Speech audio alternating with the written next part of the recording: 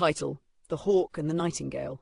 Night fell over the forest like a velvet curtain, soft and still, until a single terrified cry shattered the silence. It was the cry of a nightingale caught mid-song, suddenly snatched from her branch by a shadow faster than thought. High above the treetops, talons like iron locked around her small, trembling body as the hawk carried her into the cold, indifferent sky.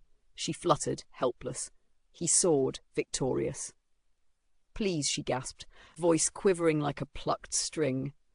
"Spare me. I am small, hardly a meal for one as mighty as you. Let me go, and I will sing for you. I will warn you of storms, guide you with my songs, fill your days with music. Show mercy, and you'll gain far more than my meagre flesh could ever offer." For a moment, the wind was the only answer, rushing past, sharp as a blade. Then the hawk tilted his wings, slowing just enough to look at her with eyes that held no softness at all. "Mercy?" His laugh was a dry rasp, like bones striking stone. "Little one, you speak of bargains as though the strong must reason with the weak."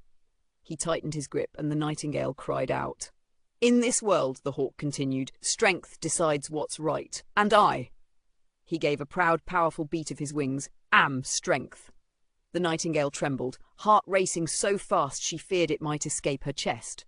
But even the strong can choose kindness," she whispered. "Even the mighty can choose to protect, not destroy."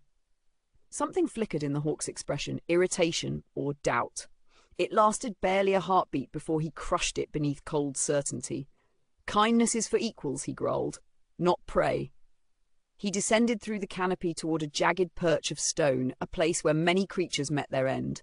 Branches whipped past, bark scraped his wings. The nightingale's breath turned shallow, her mind racing for a miracle, a chance, anything.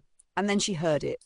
A roar, not from the sky, but from below. Wolves, a pack circling the base of the stone outcrop, drawn by the scent of a wounded deer, and by the shadow of a hawk descending too low. The hawk saw them too late. In his arrogance, in his certainty that the strong ruled without question, he had forgotten that strength shifts, that even hunters can become hunted. The wolves lunged. The hawk jerked upward, frantic, and in that split second of panic his talons loosened. The nightingale slipped free. Wind rushed around her as she fell, falling, until her wings unfurled and caught the air. She darted upward through a tangle of branches, heart-pounding, just as the hawk screeched and fled from the snapping jaws of the wolves. When she finally reached the safety of a tall oak, her trembling slowed. She listened as the forest settled, as danger passed, as the night embraced her once more. And in that quiet she understood the truth the hawk had refused to see.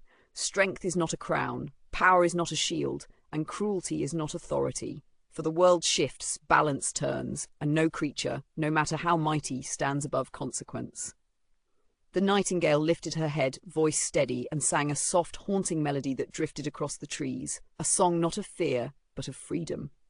If you enjoyed this story, please like, share, and subscribe to help the channel grow.